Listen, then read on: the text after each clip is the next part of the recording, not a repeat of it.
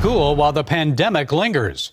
As American students return to their classrooms, teachers may likely discover that many suffer from depression, thoughts of suicide, or anxiety. Just how bad is it? What can parents and teachers do? We're here to provide some insights is Dr. Daniel Amen. Dr. Amen is founder and CEO of Amen Clinics and author of the book, Your Brain is Always Listening. That's his latest. Dr. Amen, it's good to have you with us. So how would you describe the mental health of America's young people right now? I'm thinking school-age children here getting better, worse? Why?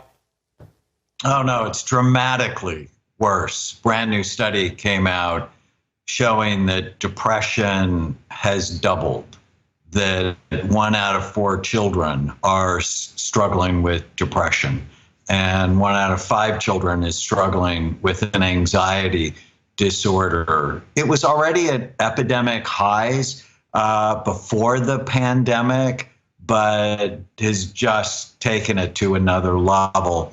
The fear, the isolation, the social unrest, the political divide, all of these things, not to mention social media and the stress in their families, has just caused many children to really struggle emotionally. And on top of that, all of that, now in many places, students returning to the classrooms, their schools requiring them to wear masks. If schools don't have enough cliques as it is, now there are concerns from some people that we're creating snitches. You know, I'm better than you because I'm wearing a mask and you're not. Or snitches, you're not wearing a mask. Teacher, what effect do masks have on learning, socialization, and mental health? Well, it's a double-edged sword.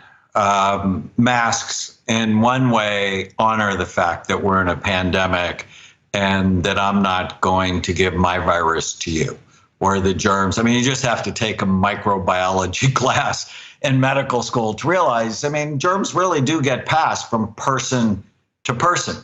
On the other hand, masks prevent us from reading social cues, that you don't get someone's whole face, and our genes are programmed to see people wearing masks as bad guys, as trouble.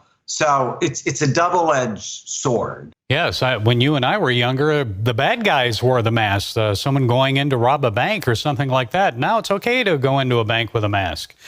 Government officials, politicians say vaccination is the best way to protect our physical health from COVID-19. But how about our mental health as this pandemic lingers? Many people say they're just about over it. So in your book, I know you talk about things that steal our joy and contentment. So what can we do to get that back?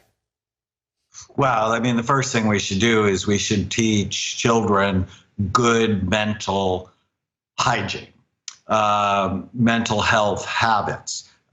Schools are not good places to teach kids how to manage their mind. Can you believe we got out of school and no one ever taught us not to believe every stupid thing we think?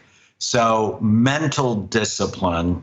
And I wrote this at the beginning of the pandemic. Mental hygiene is just as important as washing your hands. Whenever you feel sad or mad or nervous or out of control, write down what you're thinking and ask yourself whether or not it's true, if you absolutely know that that's true. So learning to direct your mind in a healthy way, in a positive way, is just so helpful that no one ever taught us. I was like 28 years old before someone ever told me, you know, you really don't have to believe every stupid thing you think.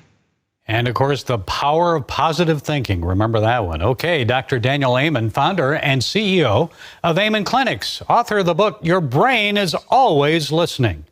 Thank you for sharing your time and expertise. We appreciate it. Thanks so much, Gary.